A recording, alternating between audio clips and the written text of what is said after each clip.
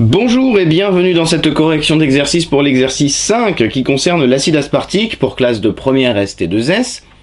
Chapitre 9 concernant les molécules d'intérêt biologique. Et cette fois-ci, on s'intéresse donc à un acide alpha-aminé qui s'appelle l'acide aspartique, qui est constitutif de nombreuses protéines et dont la formule semi-développée est la suivante. Question numéro 1, on nous demande d'entourer et de nommer, encore une fois, question très classique, les différentes fonctions organiques présentes dans cette molécule.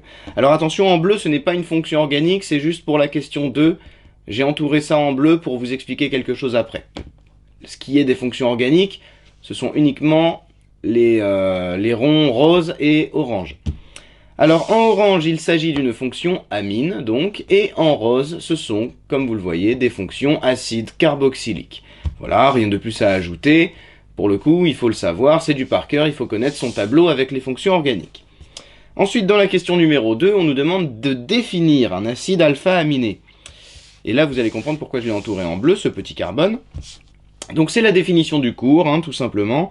Un acide aminé, ou alpha-aminé, est une molécule qui comporte à la fois une fonction amine et une fonction acide carboxylique sur le même atome de carbone.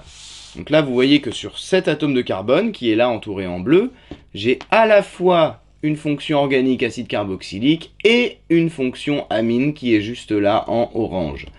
Donc, nous avons bien notre définition qui est remplie ici, qui est respectée. C'est donc bien un acide alpha-aminé.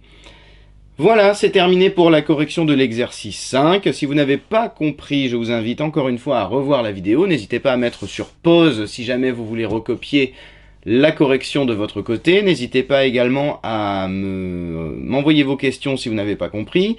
Et à revoir votre cours, bien évidemment. Commencez d'abord par ça, puisque tout est dans votre cours, normalement. Voilà, c'est terminé. Donc je vous donne rendez-vous pour l'exercice 6 dans la vidéo suivante. Je vous dis à bientôt. Au revoir.